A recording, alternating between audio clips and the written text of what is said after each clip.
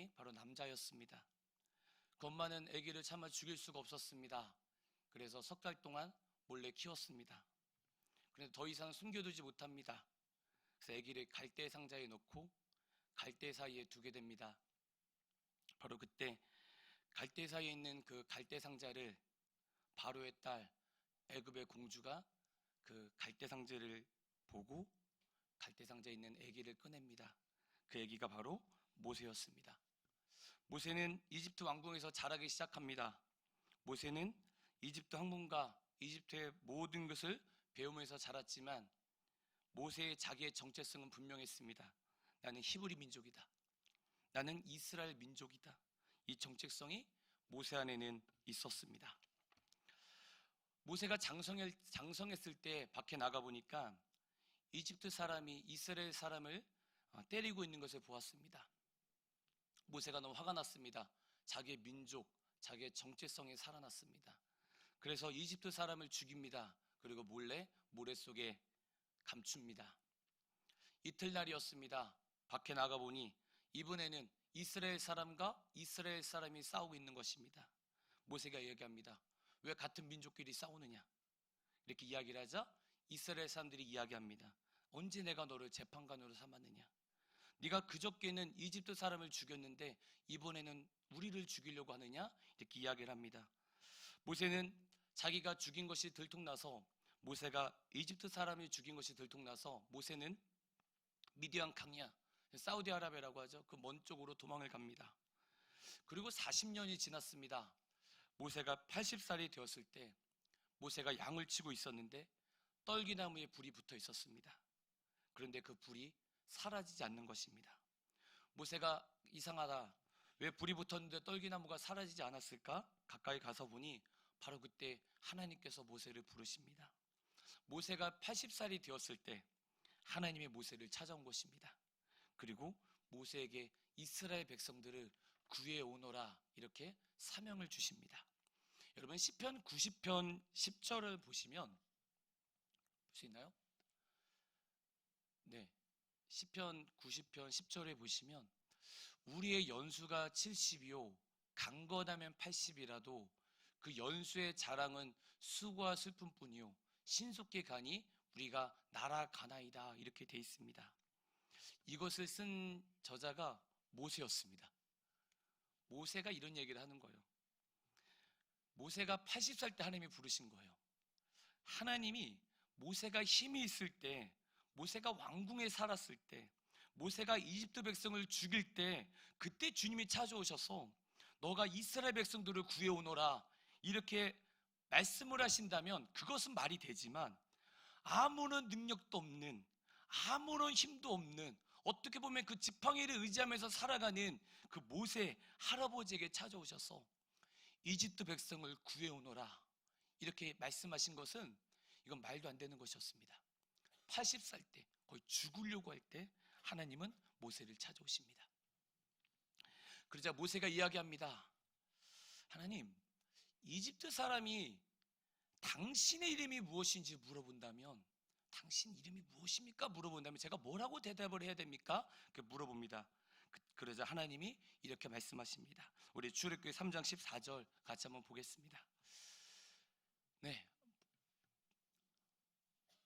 출애굽기 3장 14절 보시면 제가 읽어보겠습니다. 하나님이 모세에게 이르시되 나는 숫소로 있는 자이니라. 또 이르시되 너는 이스라엘 자손이 이같이 이르기를 숫소로 있는 자가 너희에게 보내셨다 하라. 이렇게 말씀하시는데 주님께서 이렇게 말씀하시는 거예요. 나는 숫소로 있는 자다. 옛날에 개역 한글에는 나는 나다 이렇게 있는데 이것이 그 히브리어로 이렇게 돼 있대요. 뭐라고 돼 있냐면 에흐예 아셰르 예흐예 이렇게 돼 있다고 하는데 이게 어떤 무소부재의 뜻, 어떤 하나님의 그 거룩함을 뜻하고 있다고 하는데 이 뜻이 무슨 뜻이냐면 모세가 하나님께 물어보는 거예요. 하나님 당신의 이름이 무엇입니까? 이렇게 물어보니까 하나님이 자기 자신이 너무 거룩하니까 자기를 설명 못해요. 자신이 너무 거룩하니까 본인을 설명 못해요. 그러더니 나 그냥 나야. 그냥 나야. 나 설명 못해. 난 전지전능한 하나님인데 나 설명 못해 하는 것이 이 뜻이라고 합니다. 모세가 아무것도 못할 때, 모세가 아무것도 할 수 없을 때 하나님께서 모세를 부르신 것은, 모세야, 너가 강해서가 아니라, 너가 힘이 있어서가 아니라, 내가 능력이 있기에, 내가 강하기에, 나는 만군의 여호와이기에 내가 도와주면, 내가 함께하면 된다는 뜻이었습니다.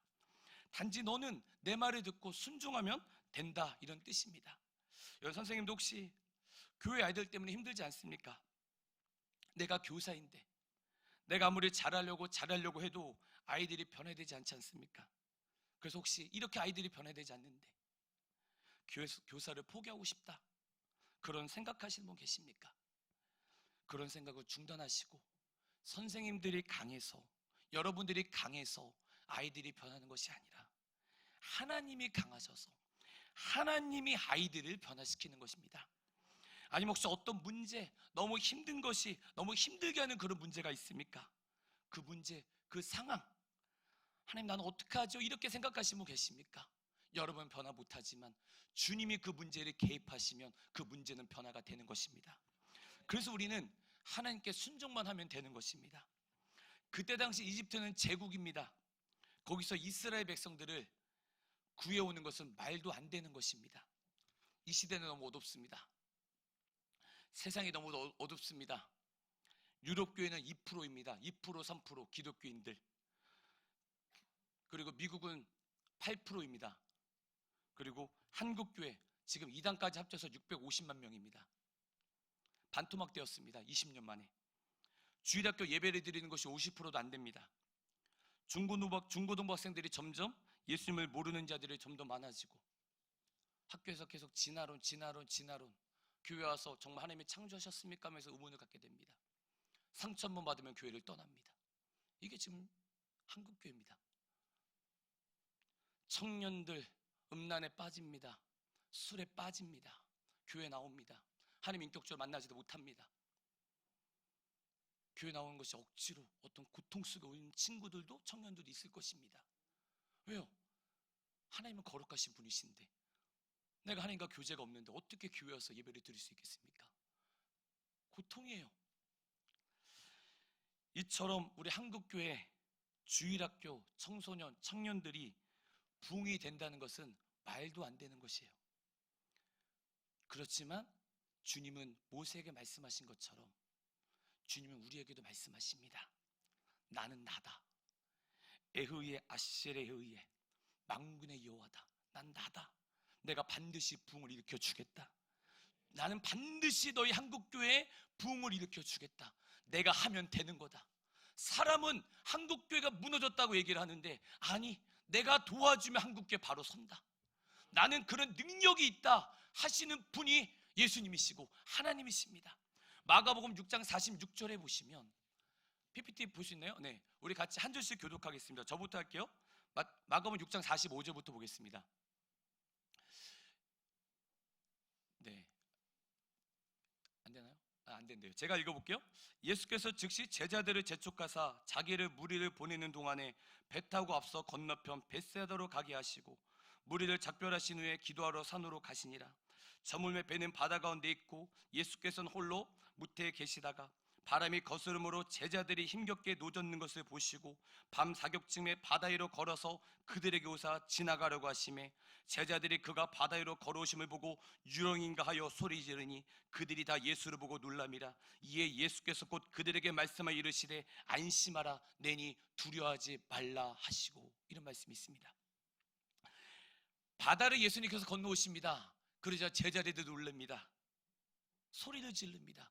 유령이다 소리를 질렀을 때 예수님께서 이렇게 말씀하십니다. 내니 두려워하지 말아라. 그런데 이 단어가 아까 전에 예흐의 이 단어와 똑같습니다. 전지전능한 예수님께서 우리를 위하여 죽으시고 부활하시고 승천하시면서 그분의 영, 성령을 우리 가운데 부어주셨습니다. 우리는 약하지만 성령님이 우리 안에 계시기에 우리는 순종만 하면 되는 것입니다. 우리가 순종하면 하나님께서 일하시는 것입니다. 주님 말씀하시고 우리는 순종만 하면 되는 것입니다. 순종할 때 하나님께서 역사하시는 것입니다. 우리의 힘으로 역사하는 것이 아니라 하나님께 순종할 때 그분이 역사하시는 것입니다. 모세는 하나님 말씀에 순종할 때, 모세는 이집트 제국으로 갑니다. 하나님의 말씀에 순종하자 10가지의 재앙을 통해 이스라엘을 이집트에서 건져오게 됩니다. 10가지 재앙. 그런데 그 10가지 재앙은 이집트의 신들이었습니다. 하나님께 순종하니까 어떤 거짓된 신들이 떠나가게 됩니다. 하나님께 순종하니까 귀신이 떠나가게 되고, 하나님께 순종하니까 어둠이 물러가게 되는 것입니다. 여러분, 하나님께 순종하면 흉악의 결박이 풀려집니다. 하나님께 순종하면 모든 저주가 끊어지는 것입니다. 주님께 순종하면 모든 것이 해결이 된다는 것입니다. 여러분, 주님께 순종하시기 바랍니다. 이 청소년들, 청년들, 우리 주일학교 학생들 주님 어떻게 변화시킵니까? 할 때 우리가 어떻게 변화시킵니까? 그들을. 부모님도 자기 새끼들을 변화 못 시키는데 우리가 어떻게 변화시킬 수 있겠습니까? 주님이 하시면 되는 겁니다. 근데 우리는 순종만 하면 되는 것입니다. 10가지 재앙, 마지막 재앙은 문설주에 어린 양 피를 바르는 것이었습니다. 그런데 정말 어린 양 피를 바른 집은 재앙이 넘어갔고, 어린 양 피를 바르지 않는 집은 재앙이 찾아왔습니다. 어린 양의 피였습니다. 피를 바른 집에 재앙이 넘어갔다고 해서 유월절이었습니다. 피를 바른 집에 재앙이 넘어갔습니다. 주님의 말씀에 순종하여 피를 바른 집에는 재앙이 넘어간 것입니다. 어린 양은 예수 그리스도를 나타내고 있습니다. 지금 세계는 엄청나게 종교 간의 싸움이 일어나고 있습니다. 이슬람, 유대교, 기독교, 천주교, 종교 간의 싸움입니다. 여러분, 이슬람 테러가 종교 간의 싸움이에요. 전부 다 종교 간의 싸움입니다. 이삭과 이스마엘의 싸움, 종교 간의 싸움입니다. 그래서 사람들이 이야기를 합니다. 왜 종교 간의 싸우냐?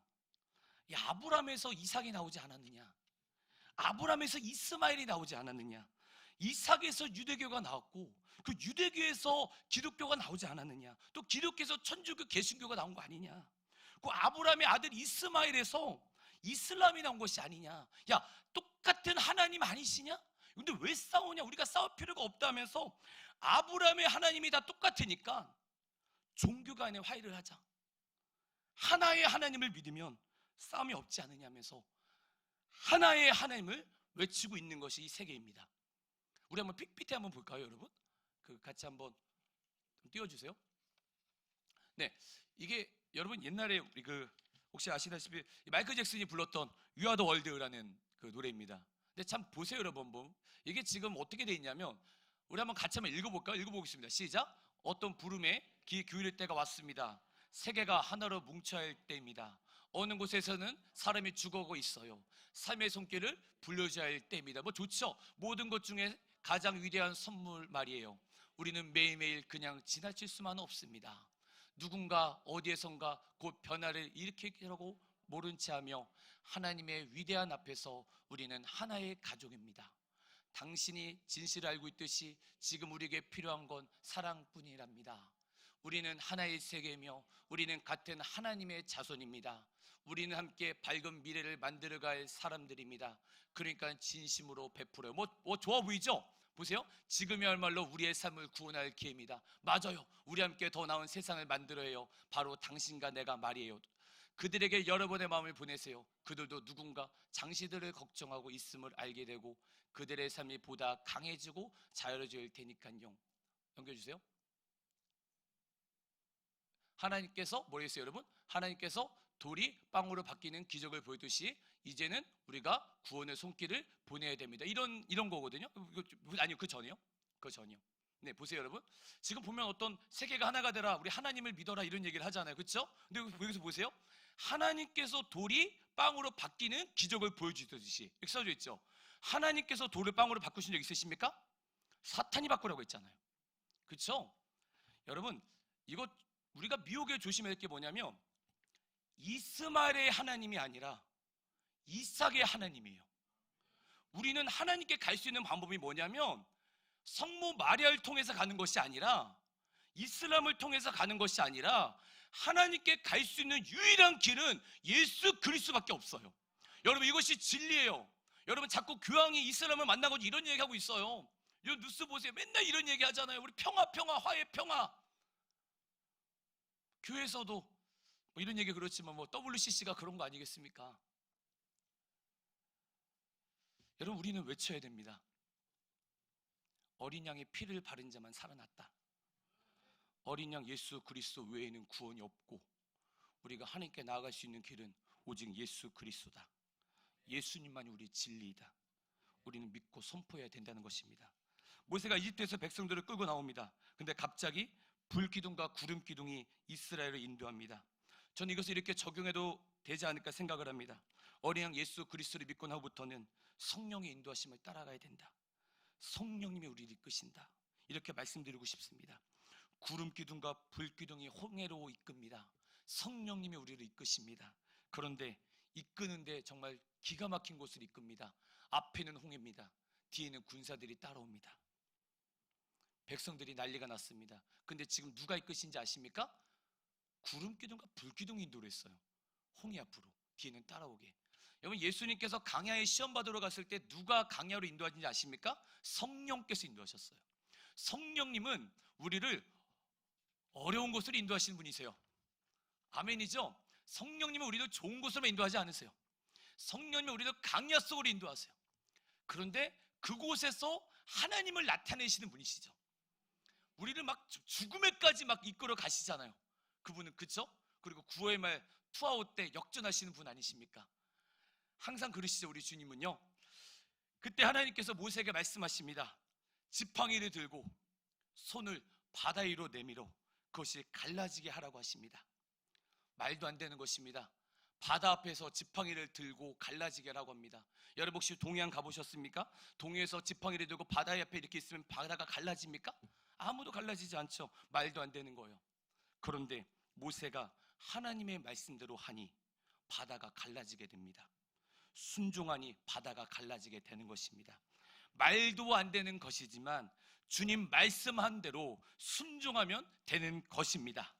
여러분, 예수님께서 물을 포도주로 바꾸라고 하셨을 때 이 하인들이 물을 갖다 주니 물이 포도주로 변화가 됩니다. 순종하니 물이 포도주로 변합니다. 예수님이 잔치집에 물을 갖다 주라고 하면 어떡합니까? 예수님 무슨 물을 갖다 줘요? 포도주를 갖다 줘야 되자면서 이렇게 만약 예수님께 대들었다면 물이 포도주로 변화되지 않아요. 순종하니 물이 포도주로 변화가 되는 것입니다. 모세가 자기 생각을 내려놓고 순종하니 바다가 갈라졌고, 하인이 자기 생각을 내려놓고 물을 떠서 갖다 주니 물이 포도주로 변화되는 것입니다. 나만 장군이 요단강에 7번 몸에 담그니까 문둥병이 고쳐지는 것입니다. 이 모든 것들이 자기 생각을 내려놓을 때 가능한 것입니다. 자기 생각이 있으면 하나님께 순종하지 못해요. 그래서 사도 바울이 맨날 했던 얘기가 뭐냐면 자기의 자아에 대해서 맨날 얘기하는 거예요. 오어라 육신이다. 나는 하나님의 법을 섬기고 싶은데 내 안에 너무도 악한 법이 있지 않냐면서 늘 예수 그리스도와 함께 십자가 못 박혀 죽었단 말이에요. 자기 생각이 죽어야 하나님께 순종할 수 있는 거예요. 그런데 자기 생각을 내려놓는 것이 쉬운 것이 아니죠. 아까 전에 말씀드리는 것처럼 바다에서 지팡이를 드는 것은 말도 안 되는 것이고, 잔치집에서 물을 갖다 줘라, 말도 안 되는 것이고, 다 말도 안 되는 것이지만 성령님 우리를 그렇게 시키십니다. 이건 예수님께서 사역하신 걸 보면 병든 자를 고치시고 귀신을 쫓아내시고 그리고 죽은 자를 일으키시고 이런 모든 자들이 있었는데, 그런데 예수님의 사역을 보면 정말 놀라운 게 뭐냐면 60%에서 70%가 예수님의 사역 중에 60%가 70%가 기도의 시간이었습니다. 기도할 때 예수님은 순종할 수 있었던 것입니다. 마태복음 26장 우리 39절 같이 한번 볼까요? 마태복음 26장 39절 다 같이 한번 읽어보겠습니다. 시작.